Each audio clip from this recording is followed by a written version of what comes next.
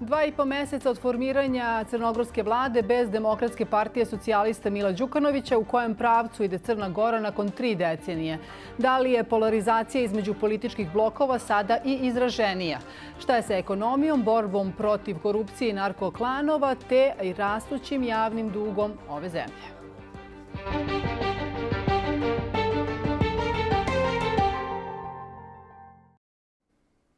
Dobroveče, ja sam Ivana Momčilović-Odobašić. Skupština Crne Gore izabrala je 4. decembra prošle godine novu vladu na čijem je čelu Zdravko Krivokapić. Tako je nakon pune 3 decenije Demokratska partija socijalista predsjednika Mila Đukanovića postala opozicija. Činjenica da je vlada sa Krivokapićem kao premijerom izabrana 3 meseca posle parlamentarnih izbora najbolje govori o svim teškoćama sastavljanja nove skupštinske većine, ali i o izraženim podelama između političkih blokova i viđenja koncepta budućnosti te zemlje. Jedno od glavnih polazišta nove crnogorske vlade, kako je najavio premijer Krivokapić, je beskompromisna borba za zaštitu državne kase i stvaranje građanske i evropske države. U isto vreme, Đukanovićev predsjednički mandat traje do 2023. godine. Međutim, čini se da su sada nesuglasice između premijera i predsjednika Crne Gore dosegle najviši nivo od završetka izbora. U kojem pravcu ide Crna Gora? Može li biti kohabitacija između dojučerašnje pozicije i opozicije? O tome razgovaram večera sa mojim gostima. Oboje su u Podgorici. Tamo je Dalibor Koljarević, ona je izvršna direktorka Centra za građansko obrazovanje, a ispred nevladine organizacije MANS javlja nam se Dejan Milovac. Još jednom dobroveče i dobrodošli. Gospodine Milovac, kako biste vi opisali ove trenutnu političku situaciju u Crnoj Gori? Nešto više od 2 meseca nije baš neki reprezentativni uzorak za zaključivanje, ali kako vam iz ove tačke izgleda, kako ide novoj vladi vaše zemlje?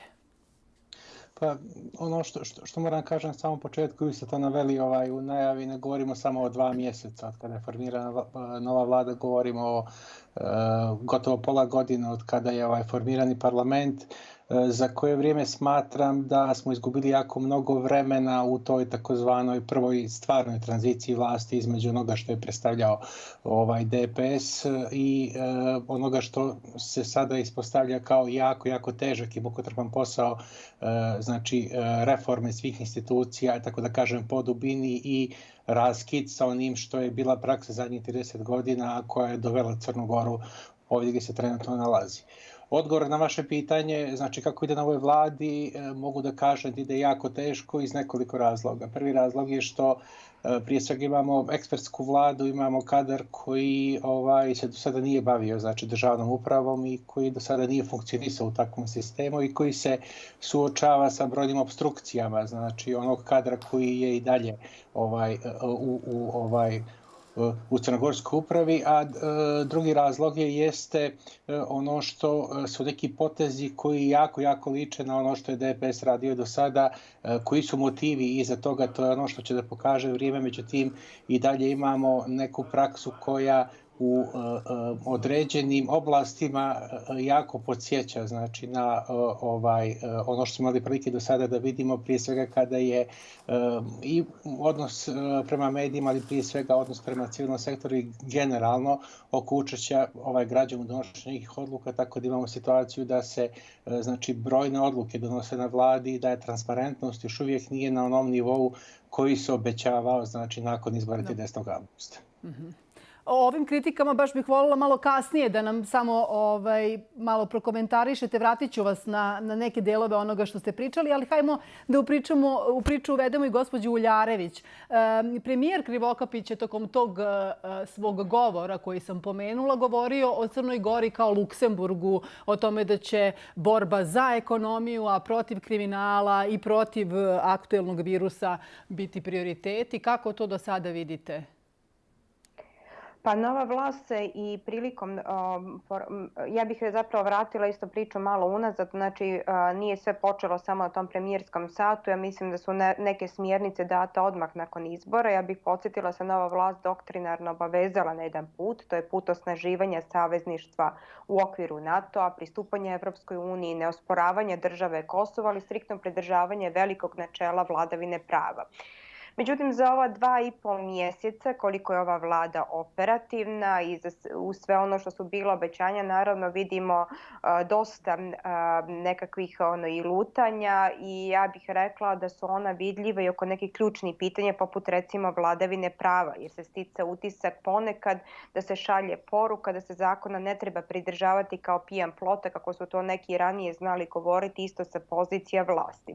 Tako da mi još treba da vidimo što će biti neka doktrinarna uporišta nove vlasti, a ono što je u ekonomskom pogledu jasno, ja nisam ekspert za ekonomiju, odmah da se ogradim, ali je nesporno da je ova vlada zatekla jednu jako lošu ekonomsku situaciju koja je dodatno naglašena i krizom koju je donio koronavirus, a osim toga i ono na što je ukazao kolega Milovac, imamo jedno odbijanje sistema da prihvati nove predstavnike vlasti, što sve dodatno usporava i ono što bi trebale da budu određene ekonomske intervencije. Nije za očekivati, naravno, iako svaki premijer na početku svog mandata prilazi tome vrlo entuzijastično, da ćemo mi zaista živjeti kao u Luksemburgu, čak i ako ova vlada završi mandat u punom kapacitetu, odnosno ako bude uspjela da izdrži 4 godine, ali bi bilo za očekivati da taj sistem bude minimalno funkcionalan i otvoren prema građanima i organizacijama civilnog društva, a do toga još uvijek imamo da idemo. Gospodine Milova, sad ću vas vratiti na ono što ste govorili o tim nekim obrisima stare vlasti u ovome što sada vidite da radi nova vlast. Da li je to ovo što kaže gospođa Uljarević posledica činjenice da delovi sistema koji je tu postojao 30 godina ne žele da prepoznaju novu vlast, ili je zbog toga što je sama novoformirana vlast takva da se ponaša na isti način kao ranije? Šta mislite da su razlozi zbog kojih vidite tu zaostavštinu prethodne vladavine koju je činio Milo Đukanović? Ja mislim da je tu više od jednog razloga. Svakako možemo se složiti da postoje opstrukcije, vrlo konkretne opstrukcije, što se kaže po dubini, znači državne administracije. Vidjeli smo prethodnih sedmica da određena količina podataka, znači koja je za koju se sumnja da je mogla da pokaže da je postojala korupcija, odnosno da su postojale nezakonite radnje i jednostavno nestala da određeni dijelovi sistema, kao što je unutrašnja bezbjednost, jednostavno nisu funkcionisali, tako da smatram da unutar samog sistema i dalje postoje kadrovi, odnosno i dalje postoje elementi koji, kao što ste vi rekli, znači ne prihvataju činjenicu da je 30. augusta došlo do smjene vlasti i da će aktualna administracija, znači i po ministarstvima i niže, trebati još neko vrijeme da jednostavno shvate, znači gdje se određena dokumentacija nalazi, da shvate zapravo ko je kadar koji se nalazi u njihovim institucijama i da jednostavno ono što je postupanje konkretnih institucija i ministarstava dovedu na ono što je europski standard, ali i ono što, znači na osnovu čega su dobili izbori 30. augusta, to je maksimalna transparentnost rada državnih institucija. Drugi razlog za koji smatram da je također bitan jeste jako malo vremena koje je proteklo, znači od formiranja vlade, jako veliki broj odluka koji je morao biti donijet da bi sistem funkcionisao i da imamo sada situaciju da u tim nekim koracima, odnosno u toj nekoj, ajde da kažem, brzoj reformi određenih dijelova sistema se preskaču neki koraci. Neki od tih koraci su definitivno javna rasprava, konsultacije sa nevladinim sektorom, konsultacije sa građanima, određene odluke se donose pod izgovorom da su morali biti donijete tako zbog upravo tih elemenata koji postoje unutar sistema, daleko od očiju javnosti i jednostavno imamo jedan miks koji zaista ostavlja gorak utisak svih onih ljudi, znači kod svih onih ljudi koji su možda ne za ovako kratko vrijeme, ali u neko dogledno naredno vrijeme očekivali mnogo više rezultata nego što sada trenutno imamo. Ja lično smatram, znači, da za ovih 2 mjeseca vlade moglo mnogo više suradi, a da ne pričamo o tome, znači, kada je u pitanju rad parlamenta i ono što je trojna koalicija do sada uradila u parlamentu u odnosu na ono što je realno moglo da se uradi. kad su pitanje određene reforme, mi smo već sada, znači od septembra do danas mogli da imamo postavljene zakonske osnove za mnogo korjenitije reforme nego što ih imamo sada i ne bismo imali situaciju kao kod, na primjer, zakona o tužilaštvu, da sada vlada mora da se negativno, uslovno izjasni o tom zakonu jer imamo određene inpute od strane Europske komisije da taj proces izmjene, odnosno reforme tužilaštva ne može baš tako da ide. Tako da sumiram, smatram ta dva razloga su ključna. Vrlo aktivna opstrukcija unutar sistema, nedostatak podataka, ali i sama brzina tih odluka koje se donose gdje se neki od ključnih koraka zapravo preskaču. Gospođo Uljarević, vidimo da i u samoj koaliciji nema koja čini vlast. Ima dosta razmimoilaženja na različite teme. Koliko to usporava proces donošenja odluka, to je jedno pitanje.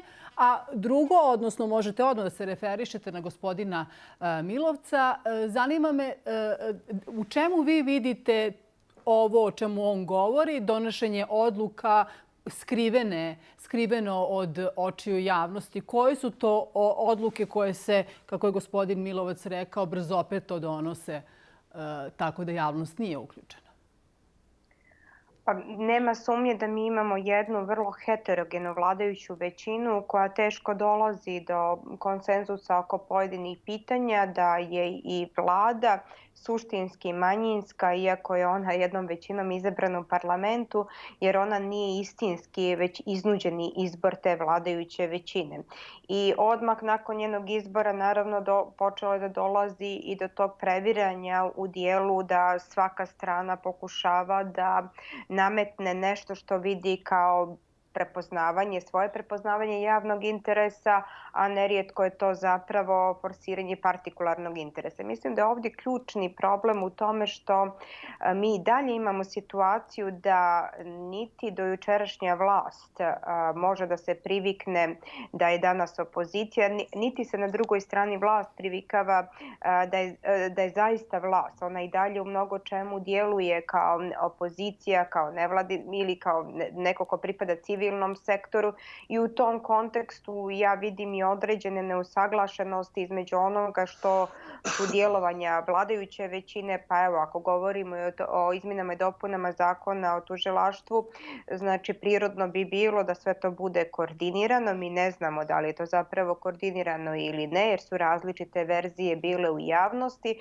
ali ono što je činjenica je da ne postoji prepoznavanje jednog okvira u kojem vlast treba da djeluje. Znači ona ne može da ide unilateralno u odnosu na neke preuzete obaveze koje Crna Gora ima, već mora da sa svojim partnerima to dogovara. I meni se čini da je tu mnogo veći problem u onome što je vrlo često jedna neusaglašena i politička vizija, a i u onome što su slabosti bile i prethodne vlasti. Znači, mi smo sad imali nekoliko različitih izbora u kojima se vidjelo da su određene partijske strukture spremne da zatežu određene procese do kraja samo zato da bi, uslovno rečeno, izgurale određeno partijsko rješenje. I time se ne razlikuje od prethodne vlasti. Ja mislim da će to biti nešto, ukoliko nastave naravno sa takvim ponašanjem, što će im se vratiti kao bumerang u odnosu na predizborna obećanja i sa čim bi morali vrlo brzo da prestanu ukoliko žele da ponove neki sličan izborni rezultat, a po mom sudu nema sumnje da ćemo mi imati prijevremene izbore na kojima će građani moći da ocijene i učinak vlasti, kad kažem vlasti mislim i na vladajuću većinu i na vladu, a i učinak opozicija. Možda se pojave neke nove strukture koje će ponuditi alternativne pristupe. Gospodine Milovac, sada bih voljela da napravim i neku analogiju, ali ne bih voljela da se razume da tu stavljam znak jednakosti, ali je vrlo zanimljiva koalicija od koje je napravljena vlast u Crnoj Gori. Evo sad smo malo načeli tu temu, različite su ideološke orijentacije, različite su interesne orijentacije, čak i način na koji zamišljaju spoljnu politiku Crne Gore u odnosu na Srbiju posebno jeste drugačija. Ko se sada, slično je to, zato kažem analogija sa onim što je Srbija imala 5. oktobra, 18 partija koje su bile različite. U Srbiji se, zato je analogija, uspjela da se iskristališu neka politička imena u toj šarenolikoj poziciji koja je tada činila. Ko su ta imena, gospodine Milovac, po vašem mišljenju? Ko su ta imena koji bi sutra na izborima, ukoliko se ova koalicija rasprši, mogle da dobiju neki malo značajniji broj glasova eventualno? Je to Dritana Bazović, je to Krivokapić? Ko će najviše iz ovoga da profitira od pozicije? Pa evo, negdje u dogovoru za ovaj razgovor ja sam pomenuo da se manska organizacija ne bavi političkim analizama, niti smo nikada do sada radili bilo kakve političke projekcije, tako da u tom smislu ne mogu da vam dam kompetentan odgovor koji bi se zasnivao na nekom prethodnom iskustvom organizacije. Međutim, ono što je laički jasno jeste da jako je i to ono što je rekla i gospođica Uljarević, pitanje je šta će, prvo je pitanje da li će ova vlada ispuniti kompletan mandat i da li ćemo imati znači, na sceni neke nove političke snage. Evo vidimo sad kod lokalnih izbora u Nikšiću za koje mnogi smatraju da su također jako važni i za DPS i za opoziciju, da li će oni značiti konačan slom DPS-a ako izgubi tu veliku opštinu u Crnoj Gori. Vidimo znači na tim izborima se pojavljuju neke nove političke snage. Što se tiče konkretnih imena, nesporno je znači da je boravak u vladi, znači samo formiranje vlade i sama, ajde da kažem, može slobodno se kaže istorijska pobjeda nad DPS-om nakon 30 godina u prvi plan izbacila, znači kao što ste rekli, znači gospodina Abazovića i aktualnog premijera i predsjednika parlamenta i svakako je to negdje, ajde da kažem, koliko se ja u to razumijem, prirodno stanje stvari da će svakako ta pobjeda koja je biti 30. avgusta biti određeni krediti za naredne izbore, što svakako zavisi od toga na koji način će se te političke snage ponašati i u izvršnoj vlasti, ali i u zakonodavnoj vlasti. Ja ću posjetiti, Daliborka je na to dijelom posjetila, da imamo taj obrazac koji po mom skromnom mišljenju nije imalo lijep tog političkog uslovljavanja određenih reformi u parlamentu, tako da imamo negdje najglasniji demokratski front bio u tome uslovljavanja, znači podrške određenim zakonima, u zavisnosti od toga što su politički, odnosno, ajde da tako kažem, da budem precizniji, partijski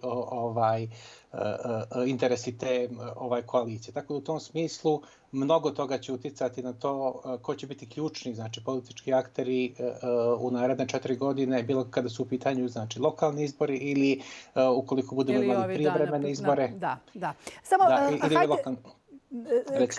kada ste već pomenuli da ne biste o politici, a vidim da možete i o njoj, možete li da nam kažete što se tiče ekonomije, javna zaduženost vaše zemlje? Ranije ste govorili autoput od 40 km od Podgorice do Kolašina, da će dosta da usloži čitavu situaciju. Gde je ona danas? Kakav stav današnja vlada ima prema tom projektu? Pa evo, mi smo vidjeli, skoro je bila je prva posjeta novog ministra autoputu i ove godine se završava u junu mjesecu, odnosno u aprilu mjesecu se završava znači prvi, znači taj grace period, gdje ćemo mi morati već ove godine znači da platimo tu prvu ratu. Određena vrsta pregovora postoji sa kineskim partnerima oko reprograma kredita, tako da je negdje intencija vlade da autoput bude završen. Ja se tu negdje slažem da je jedina gora stvar od znači od tog duga koji je nametnut Crnoj Gori jeste da ova dionica autoputa znači bude nezavršena i da nema nikakvu funkciju, odnosno da imamo tih milijardu i nešto eura zarobljeno u toj dionici. Što se tiče generalne ekonomije, pažnja javnosti je bila jedno vrijeme okupirana znači novim zaduženjem, odnosno novom emisijom obveznica od tih 890 miliona eura sa kamatama, gdje jako dobar dio toga će ići na servisiranje onoga što su bili dugovi prethodne vlasti.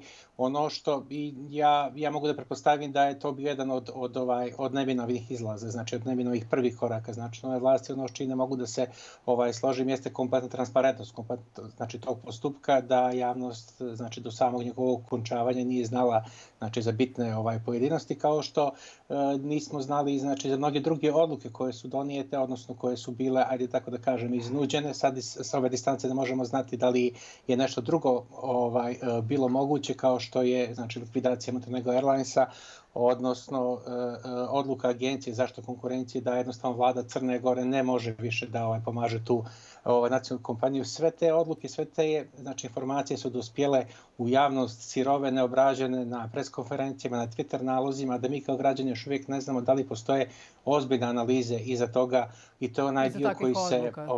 Iz takvih odluka. I to je onaj dio koji sam već znači, pomenuo da možda su neke od tih odluka bila opravdane, iznuđene i nismo imali drugu opciju, ali ono što povezuje znači, tako odlučivanje sa onim u prethodnom periodu jeste taj hronični nedostatak informacije, to preskakanje nekih osnovnih koraka za koje vjerovatno možda u tom momentu nije bilo vremena, ali su svakako ostale kao informacije koje je nova vlada dužna javnosti da saopšti. Gospođo Uljarević, rekli ste jednu lepu rečenicu koja možda najbolje i opisuje ova 2-3 mjeseca nakon ustoličenja vlade bez obzira na taj avgust, da se pozicija još nije ustalila u činjenici da je pozicija, a da to isto važi i za opoziciju. Kako sa tim stoji gospodin Đukanović? Vidimo da je sada poprilično su u konfrontaciji jedna i druga politička opcija. Međutim, da li to Đukanovića vodi ka onom trenutku kada će otići iz politike, kad završi svoj predsjednički mandat, ili mislite da će on koristiti sva sredstva da on i njegova stranka ostanu bitan takmac na crnogorskoj političkoj sceni? Pa on u ovom trenutku definitivno koristi sav manevarski prostor koji ima da se održi na svojoj poziciji, da i dalje ima određenu društvenu i političku težinu, bilo da je ona stvarna ili da je percipirana. I to smo vidjeli kroz ono što je bilo puno korišćenje njegovih inače vrlo skromnih ovlašćenja kao predsjednika, ali on je to zaista do maksimuma pokušao da konfrontira u odnosu na postojeće vlasti, bilo da je to bio odnos prema Skupštini ili prema vladi kroz prvo nepriznavanje, odnosno odbijanje da potpiše jedan set zakona koji je usvojen krajem prošle godine, a drugo kroz odbijanje također da povuče jedan broj ambasadora koje je predložila vlada Crne Gore. Mi smo znali naravno da će to biti jedna teška kohabitacija i pri prvim primjerima gdje on mogao da dokaže, on je to i učinio. Mislim da će Đukanović uraditi sve što je u njegovoj moći, da se i on održi do kraja mandata, a i da ojača svoju stranku. To je pokazao i time što se nije povukao sa mjesta predsjednika partiji, time pokušao da relaksira i proces unutrašnjih reformi u samoj Demokratskoj partiji socijalista, ali i time što pospješuje jednu retoriku koja nosi snažni identitetski predznak, tako da mi sad ponovo u Crnoj Gori imamo praktično predreferendumsku atmosferu i na lokalnim izborima u Nikšiću. Ta kompleksnost crnogorskog identitetskog pitanja je imanentna našem razvoju i mislim da i do sada smo praktično imali situaciju da DPS nije gradio i jačao crnogorski identitet na zdravim osnovama, nego upravo to identitetsko pitanje zlorabio za svoje partijske interese. To se njima obilo o glavu, očito nisu naučili lekcije, ali ono što je još tu negdje ozbiljnija stvar, to je kreiralo dubinske podjele. Na drugoj strani, mislim da nova vlast ne bi smjela da zanemari to iskustvo crnogorske istorije i da priđe ponašanju koje je slično DPS, odnosno da ode u drugi ekstrem i da je neophodno tom pitanju pristupiti drugačije. Jako dobro analitičku opasku je tu svojevremeno dao Milo Anđilas kada je rekao da je Crna Gora kao klatno, ako gurnete prema Srpstvu, vratit će se prema Crnogorstvu, ako gurnete prema Crnogorstvu, vratit će se prema Srpstvu. Suštinski, Đukanović, nažalost, pokazuje da on ne može da izađe iz neke nekih starih matrica, da on ne prihvata ovu realnost, ali zahvaljujući onome što su nedostatnosti nove vlasti, to se još uvijek ne vidi u punom obimu. Skroz do kraja, da.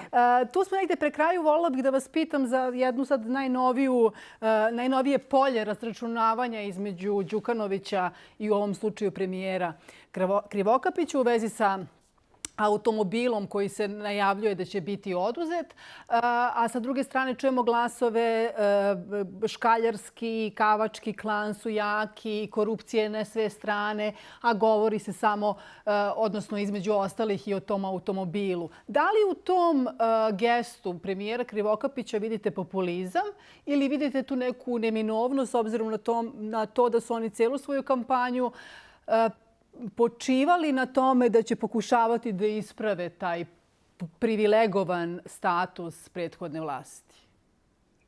Pa ima tu i simbolike, ima tu možda malo i tog promotivnog pristupa, ali ima nečega i što je potrebna promjena u onome što je odnos prema javnim sredstvima u Crnoj Gori.